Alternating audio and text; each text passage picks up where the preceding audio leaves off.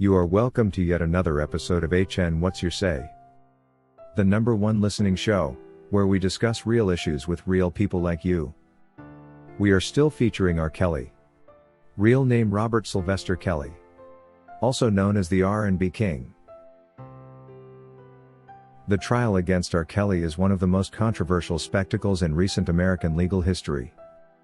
When you peel back the surface of the government's case, what you begin to see is not a pursuit of justice, but rather a carefully orchestrated scheme to guarantee restitution payouts for a hand-picked set of accusers. The deeper you look, the clearer it becomes that this trial was less about crime and more about compensation. Let's start with the way the indictment itself was framed. Normally, an indictment should be straightforward, reflecting the actual evidence of crime.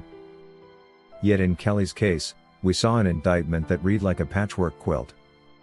It was bloated with irrelevant charges suspiciously crafted to make room for individuals who otherwise had no legal claim. That is a red flag in itself. Why? Because it suggests that the government realized that some accusers would miss out on the promised payouts, and so the only way to secure restitution for them was to invent pathways through the criminal charges. Take for instance the case of Faith Rogers. When she met R. Kelly, she was already 19 years old and legally an adult, fully able to consent in accordance with federal law. That fact alone should have eliminated her from the government's roster of so-called victims. Yet somehow, she was pushed into the fold. How? By dressing up ordinary adult interactions as criminal. To justify restitution, the prosecution had to reframe her consensual encounters as something darker. That's where the bogus forced labor charges enter the picture. Think about the logic they asked the jury to swallow. They suggested that the mere presence of a gun on a table, one no one could even confirm was loaded, amounted to forced labor. Just pause for a moment and consider how far-fetched that is. Since when does the sight of an object without threat, without use and without evidence of coercion qualify as labor being forced? It defies both legal standards and common sense. But in Kelly's case, these stretches of imagination became the foundation of the government's arguments. The goal wasn't truth. The goal was ensuring people like Rogers could claim a payout. And then we get to the Mann Act charges. Vague, flimsy and contrived. In Rogers' situation, the government floated the bizarre allegation that Kelly somehow plotted to infect her with an STD, and that this alleged plan explained why she was put on a flight. That claim collapses under its own weight because the purpose of travel was not to engage in immoral acts as the Mann Act requires. There is nothing immoral with two adult people meeting up in any state. The allegation simply doesn't add up. But what it does achieve is this: it creates a federal hook. It creates a way for prosecutors to loop Rogers into the charges and secure her restitution eligibility. It wasn't about justice. It was about ensuring the payout pipeline remained intact. And what about the jury? When you look at the implausibility of these claims, you can't help but wonder what type of people were seated on that panel. Was this truly a jury of objective peers carefully weighing evidence? Or was it a group swept up in the frenzy of public opinion, spoon-fed exaggerated charges until they could no longer separate fact from fiction?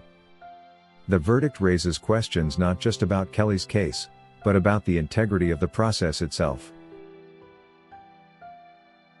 Now let's step back and consider the broader picture of how accusers were assembled and legitimized. The infamous Surviving R. Kelly documentary became a casting call. But here's the glaring issue: many of the women featured were not vulnerable teenagers, not underage victims. They were grown adults, many well into their 30s when they met R. Kelly. Women like Kitty Jones. Women like Asante McGee. And of course Kelly's ex-wife, whose bitterness and personal motives were clear for all to see. These were not innocent young girls preyed upon without agency. These were adults making adult decisions. Yet the documentary presented them as fragile victims in need of rescue. When the government realized that the bulk of these so-called victims were in fact middle-aged women whose consensual relationships could not sustain criminal charges, they had to find another route to keep them invested. And so we witnessed the spectacle of lawsuits. Suddenly, these women were suing Kelly for astronomical sums. $10 million in one instance. And what was the basis? Not direct abuse. Not evidence of assault. But rather the claim that Kelly caused them PTSD when one of his associates attempted to stop the airing of the docuseries. Think about how flimsy that is. PTSD from a documentary scare? That's not a legitimate grievance. It's opportunism dressed up as trauma. All of this points to a single conclusion. The government wasn't trying to build a solid case on the merits of law. They were reverse engineering a case to fit a narrative with one ultimate aim: to make sure the women who lent their faces and their voices to the takedown of R. Kelly were compensated. Meanwhile, these were not impartial proceedings. These were transactions. The government solicited the contributions of these women through documentaries, through media interviews, through testimony, and then bent over backwards to guarantee that payment would follow. Look at the pattern. Bogus charges inserted to keep people like Rogers in the mix. Vague and unbelievable Mann Act allegations. Forced labor charges built on the flimsiest possible foundation. Adult women rebranded as traumatized victims. $10 million lawsuits for alleged psychological harm caused by disputes over a television program. None of this resembles justice. It resembles a marketplace where stories are currency, and where the government made sure its suppliers were rewarded. This is the tragic irony of R. Kelly's case. It wasn't about protecting any said victims. It was about protecting investments. The women who cooperated had to be taken care of, even if it meant distorting the law, undermining legal standards, and manufacturing charges out of thin air. And when you see how shamelessly the system operated in this case, you begin to realize that R. Kelly was not just on trial for alleged crimes. He was on trial for being the central figure in a narrative that too many people stood to benefit from. Faith Rogers and many others should never have been included as victims. The charges surrounding her collapse miserably under scrutiny. Kitty Jones, Asante McGee, and others were not children without choice. They were grown women making their own decisions. The lawsuits that followed were not cries for justice but demands for payment. And the government, far from playing the role of impartial prosecutor, acted more like a broker, stitching together a case to make sure everyone walked away with a check. This is why so many people today look back on the Kelly trial and see not justice but corruption. Not truth but fabrication. The government owed these women something for their roles in his takedown, and instead of leaving that to civil courts or private contracts, they rewired the criminal justice system to deliver the payday. That's not law enforcement. That's manipulation.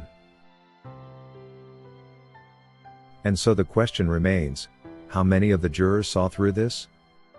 How many realized that charges like forced labor and intent to infect were absurd, yet voted guilty anyway?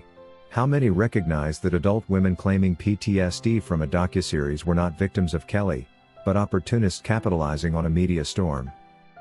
How many understood that this entire trial was a stage play, with the government as director, the accusers as actors, and restitution as the prize? The truth is, the government didn't just prosecute R. Kelly. They also protected their investment in the narrative that destroyed him. Every inflated charge, every implausible allegation, every payout and lawsuit. It all points to one reality. This wasn't about justice.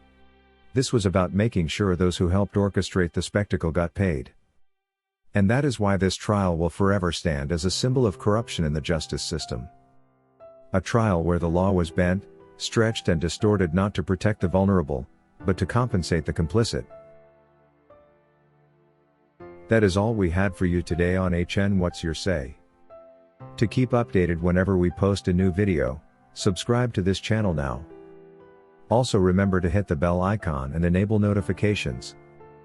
And feel free to share your opinions with us in the comment section below, and let us know if you would like us to publish your views in our next release. We value all our subscribers' opinions.